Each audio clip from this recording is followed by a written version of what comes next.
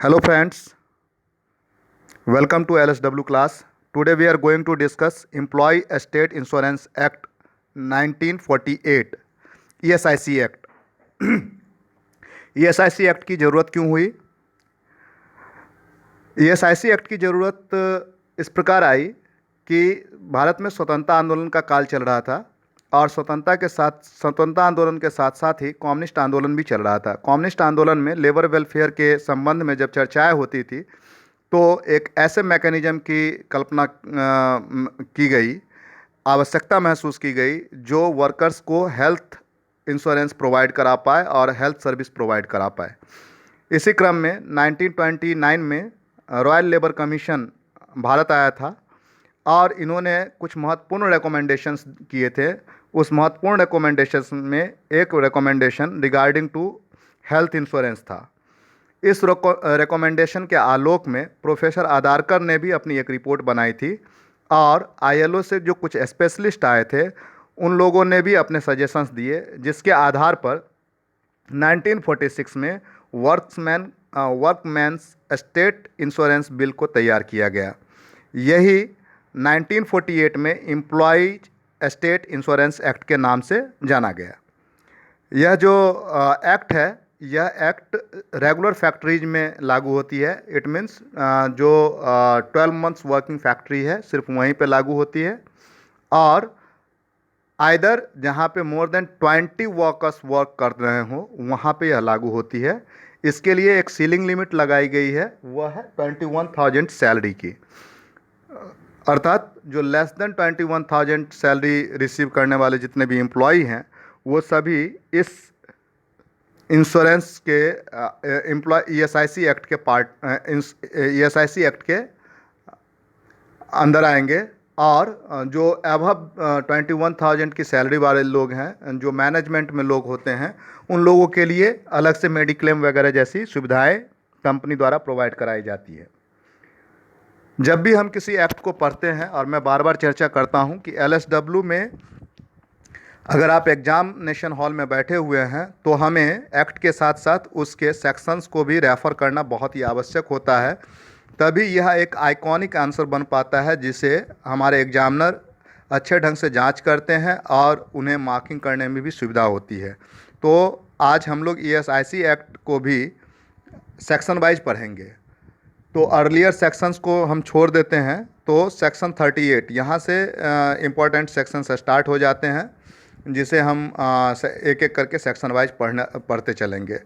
Section 38 ensure कराता है, यहाँ पे कहते हैं कि all employ to be insured, सभी एम्प्लॉय को इंश्योर्ड होना चाहिए। According to section 39 rate of contribution and their payments. 1947 में जब रेट्स तय की गई थी तो उस समय एम्प्लॉयर के कंट्रीब्यूशन और एम्प्लॉय के कंट्रीब्यूशन का रेट तय किया गया।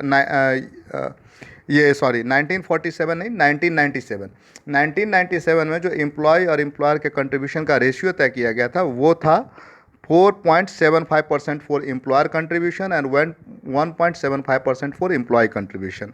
नाउ करेंटली यह अमेंड किया गया है और अब यह कम हो गया है, तो अभी यह कम हो के 3.25% for the employer contribution and 0.75% only for the employ contribution. और जो जिसका daily wages less than 100 rupees है, आइदर जो सेंट्रल गवर्नमेंट से जो फिक्स किया गया है वेजेज, उससे भी लेस देन अगर कोई सैलरी प्राप्त करता है तो उसे कोई भी कंट्रीब्यूशन नहीं देना पड़ता है एम्प्लॉय के पार्ट पे। अब हम करेंगे सेक्शन 40 की बात। सेक्शन 40 है किसके बारे में? प्रिंसिपल एम्प्लॉयर टू पे the contribution in first instance. इसको अगर विस्तार से बात करें तो वह इस प्रकार है कि जब भी कोई फैक्ट्री होती है, कोई एस्टेब्लिशमेंट होती है, कोई वर्किंग साइट्स होती है, तो वहाँ पे कई लेयर में एम्प्लॉयमेंट होती है। लाइक एक प्रिंसिपल एम्प्लॉयर होता है, एक क्लाइंट होता है। क्लाइंट ने किसी प्रिंसिपल एम्प्लॉयर को वर्क दिया होता है, प्रिंसिपल एम्प्लॉयर ने उस वर्क को कॉन्ट्रैक्टर्स को अलाउट किया होता है, कॉन्ट्रैक्टर्स ने उसे सब कॉन्ट्रैक्टर्स को अलाउट किया होता है, सब कॉन्ट्रैक्टर्स भी कुछ अपने पार्ट पे वर्क को लेट आउट कर देते हैं, और देन उसके नीचे वर्कर्स होते हैं। तो हर लेवल पे, जैसे प्रिंसिपल एम्प्लॉयर है तो प्रिंसिपल एम्प्लॉयर ने भी अपने लेवल पे कुछ एम्प्लॉय को अपॉइंट किया हुआ होगा, साथ में कुछ वर्क उसने सब कॉन्ट्रैक्टर को दे दिया, सब कॉन्ट्रैक्टर ने अपने पार्ट पे कुछ एम्प्लॉय रखा और बाकी उसने फिर सब कॉन्ट्रैक्टर्स के नीचे दे दिया। तो इस तरह से जब कभी भी है तो ये कई लेयर पे है, लेकिन अगर कोई एक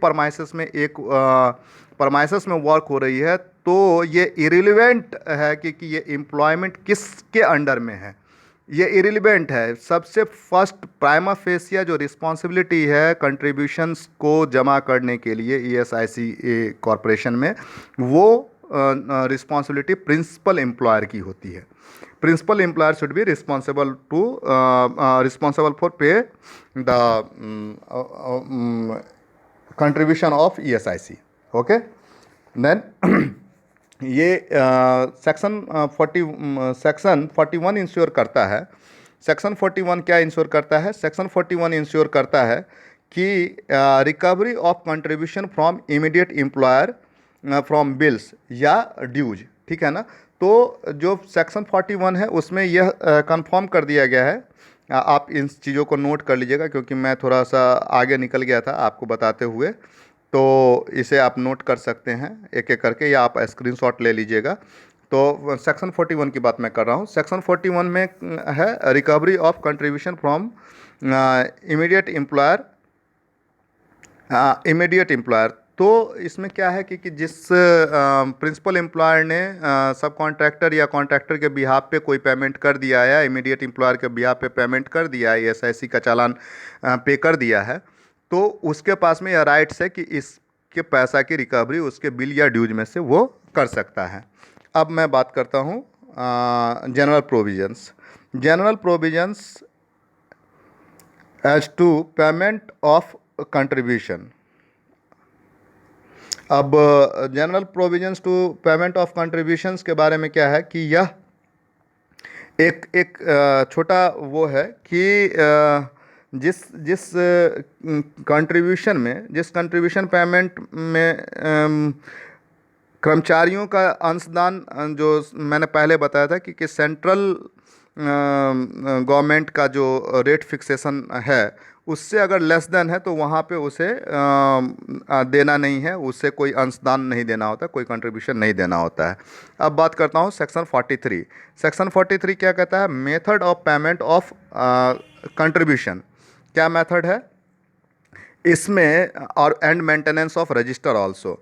तो नहीं sorry, method of payment of contribution. तो इसमें क्या है कि अंशदान के जो भी भुगतान का तरीका है कंट्रीब्यूशन का, उसको कौन तय करता है? वो ईएसआईसी तय करेगा और उसे हमें फॉलो करना पड़ता है। कैसे फॉलो करना पड़ता है? जैसे उसने बता दिया कि भाई हर मंथ के एंड के बाद, जो भी वर्किंग मंथ है उस मंथ के एंड के बाद अप टू 25 सब्सिक्वेंट मंथ के लिए, जो कमिंग मंथ है उसमें अप टू 25 तक जो है उसका पैसा जमा हो जाना चाहिए। जैसे जीएसटी में है ceiling date 20th of next month, तो इसी तरह ईएसआईसी में भी अभी से 25 डेज का है वो relaxation period. With in the 25 days आपको पेमेंट करना होता है। अब इसके अलावा अब सेक्शन 44 की बात करते हैं। सेक्शन 44 क्या करता है? कहता है कि employers to furnish return and maintenance register, maintain a register. अभी क्या करना है कि जो एम्प्लॉयर होगा वो सारे रिटर्न्स को तैयार करेगा और साथ ही साथ एक रजिस्टर भी मेंटेन करेगा, जिसमें सारा डिटेल होना चाहिए कि किस एम्प्लॉय का कितना कंट्रीब्यूशन कटा, कितने वर्किंग डेज थे उसके हिसाब से उसका कितना वेजेज बना, फिर उसके हिसाब से उसका कितना कंट्रीब्यूशन बना, और उस कंट्रीब्यूशन के अगेंस्ट एम्प्लॉयर ने कितना कंट्रीब्यूशन दिया। तो ये सारा एक रजिस्टर के अंदर में मेंटेन होगा, और साथ ही साथ हर 6 मंथ पे एक इसकी रिटर्न फाइल की जाती है, तो वो रिटर्न भी रिटर्न भी भेजना होता है। अब सेक्शन 44 के बाद 45A में है determination of contribution in certain cases. तो ये स्पेशल एक वो है, तो इसमें आप उसको देख सकते हैं। और सेक्शन 45B इसमें बताते हैं रिकवरी ऑफ कंट्रीब्यूशन अब रिकवरी ऑफ कंट्रीब्यूशन जो मैंने अभी आपको बताया था कि रिकवरी ऑफ कंट्रीब्यूशन जो है, रिकवरी ऑफ कंट्रीब्यूशन है वो है रिगार्डिंग टू प्रिंसिपल एम्प्लॉयर जो इमीडिएट एम्प्लॉयर से रिकवरी करेगा, या फिर ईएसआईसी जो है इसकी जो रिकवरी करेगा। कई बार हम लेट पेमेंट करते हैं या नहीं पेमेंट करते हैं प्रिंसिपल एम्प्लॉयर भी, तो उस स्थिति में इस सब की जो वसूली है वो कैसे होगी? इसकी वसूली की जा सकती है भू राजस्व की तरह। जिस तरह भू राजस्व की वसूली लगान की करते हैं उस तरह वो किया जा सकता है, मतलब उसमें इंटरेस्ट वगैरह का भी पार्ट वगैरह चार्ज किया जा सकता है। और एक सेक्शन 45 है, जिसमें सेक्शन 45 कहता है अदर प्रोविजंस के बारे में, जिसमें रिकवरी ऑफिसर्स के अपॉइंटमेंट और बाकी चीज़ों के बारे में वो बात करता है। और एक पॉइंट और हम जान ले, यह होता है regarding to contribution period and benefit period. तो कंट्रीब्यूशन पीरियड और बेनिफिट पीरियड को इस तरह से हम समझ सकते हैं आसानी से कि 1 अप्रैल से लेकर 30 सितंबर, मतलब एक फाइनेंशियल ईयर की पहले छमाही में जो भी कंट्रीब्यूशन किया गया है उस कंट्रीब्यूशन के अगेंस्ट, है ना, उस कंट्रीब्यूशन के अगेंस्ट जो बेनिफिट का जो पीरियड होगा वह होगा अगली छमाही, मतलब 1 अक्टूबर से लेकर 31 मार्च। ये सिंपल है। और 1 अक्टूबर से 31 सॉरी मैं यहाँ पे गलत था, माफ़ करना दोस्तों, कि 1 अप्रैल से लेकर 30 सितंबर के का जो अंशदान है उसके लिए हितलाभ जो है अगले वर्ष 1 जनवरी से 30 जून का होगा। मतलब इस छमाही में उसने क्या किया कि फाइनेंशियल ईयर के हिसाब से उसने 6 महीने में उसका कंट्रीब्यूशन होना चाहिए, और बेनिफिट का जो पीरियड होगा वह होगा एकेडमिक ईयर का पहला छमाही, मतलब जनवरी से लेके जून तक का। अब जो 1 अक्टूबर से लेके 31 मार्च तक के लिए जो कंट्रीब्यूशन होगा उसके लिए क्या होगा, एकेडमिक ईयर का नेक्स्ट 6 मंथ, वो क्या हो गया 1 जुलाई से लेके 31 दिसंबर। गेट इन माई पॉइंट और नॉट? Thank you. चलिए अब हम बात कर लेते हैं बेनिफिट्स की। अब बेनिफिट्स क्या क्या मिलेंगे? बेनिफिट्स जनरली अब सेक्शन वाइज आप देख लीजिए। सेक्शन 49 क्या कहता है, सिकनेस बेनिफिट।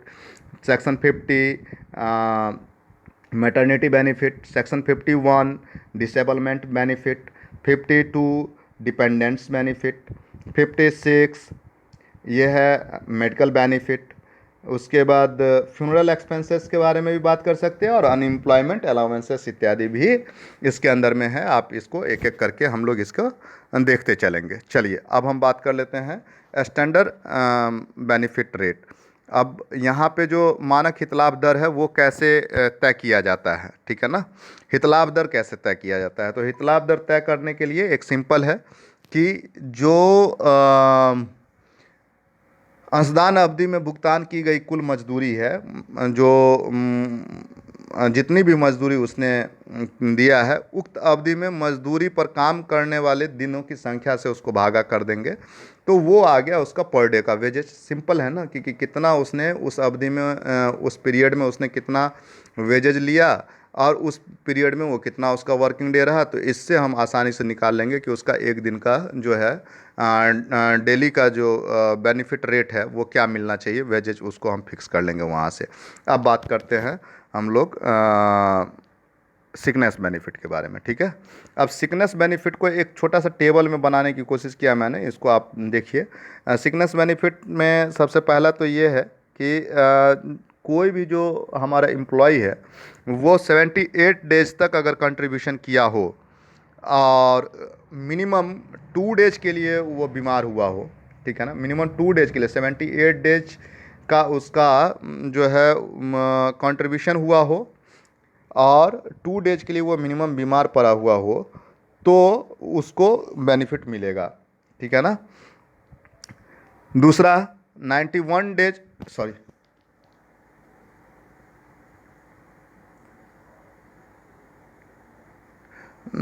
91 डेज के लिए 91 डेज के लिए अगर उसको जनरल सिकनेस होता है तो उसका लाभ दिया जा सकता है। ये तो जनरल सिकनेस की बात हो गई, मिनिमम 2 डेज और मैक्सिमम 91 डेज के लिए, ठीक है ना?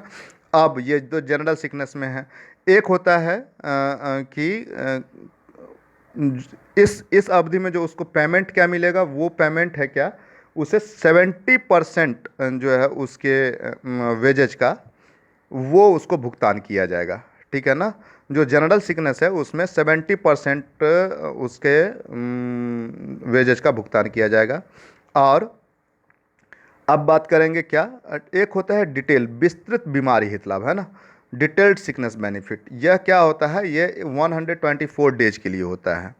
और यह 124 डेज में भी वही 70% ऑफ वेजेज पेमेंट मिलेगा। एक होता है शेड्यूल्ड सिकनेस अधिसूचित बीमारी, ये 730 डेज तक इसका जो है शेड्यूल्ड सिकनेस का लाभ दिया जा सकता है। और इसमें विस्तृत बीमारी हित लाभ में जो उसकी वेजेज है, वेजेज कैसे तय करते हैं, वही दैनिक हित लाभ दर जो मैंने आपको ऊपर में बताया है। तो दैनिक हित लाभ दर का जो 80% आएगा वो शेड्यूल्ड सिकनेस बेनिफिट के अंदर में उसे मिल जाएगा। एक आता है मेल स्टरलाइजेशन। अब मेल स्टरलाइजेशन की अगर आप बात करते हैं तो मेल स्टरलाइजेशन में 7 डेज का उसको वो मिलेगा, लीव मिलेगा, और लीव विद वेजेज मिलेगा। और वो जो वेजेज है वो 100% हो गया। और जो वीमेन स्टरलाइजेशन है उसमें उन्हें 14 डेज का लीव विद वेजेज 100% वो दिया जाएगा। अब बात करते हैं सबसे इम्पोर्टेंट क्या है, मैटरनिटी बेनिफिट। अब वो मैटरनिटी एक्ट में भी पढ़ेंगे और यहाँ पे भी पढ़ रहे हैं, दोनों के बीच में अंतर भी होगा। तो चलिए वो जब पढ़ेंगे तब पढ़ेंगे, अभी तो हम इसके बारे में पढ़ें, मैटरनिटी बेनिफिट के एक्ट के बारे में पढ़ते हैं, maternity benefit under ESIC act के बारे में पढ़ते हैं। और ये दोस्तों मैंने आपको क्या बताया था कि मैटरनिटी बेनिफिट कहाँ कौन से सेक्शन में है, याद करके आप बताइए और राइट डाउन कीजिए नीचे कमेंट सेक्शन में। ये है सेक्शन 50। ओके चलिए, मैटरनिटी बेनिफिट ये होता है सिर्फ और सिर्फ वीमेन एम्प्लॉय के लिए होता है। ऑब्वियस है मेल एम्प्लॉय के लिए नहीं होगा। और ये जो भी डिलीवरी का एक टेंटेटिव डेट है ना, उसमें विगत 1 साल में उसको उस पीरियड में कम से कम वो 70 डेज वर्क किए होनी चाहिए। जो भी वीमेन है, वो वीमेन एम्प्लॉय है, वो 70 डेज का उनका वर्किंग होना चाहिए लास्ट 1 ईयर में। और उन्हें करेंटली इंश्योर्ड भी होना चाहिए। दूसरा, मैटरनिटी बेनिफिट को पाने के लिए जो एम्प्लॉय है उन्हें क्या करना पड़ेगा, एक एप्लीकेशन देंगी जिसमें एक टेंटेटिव डेट बताएंगी जिस दिन उनका डिलीवरी होना है।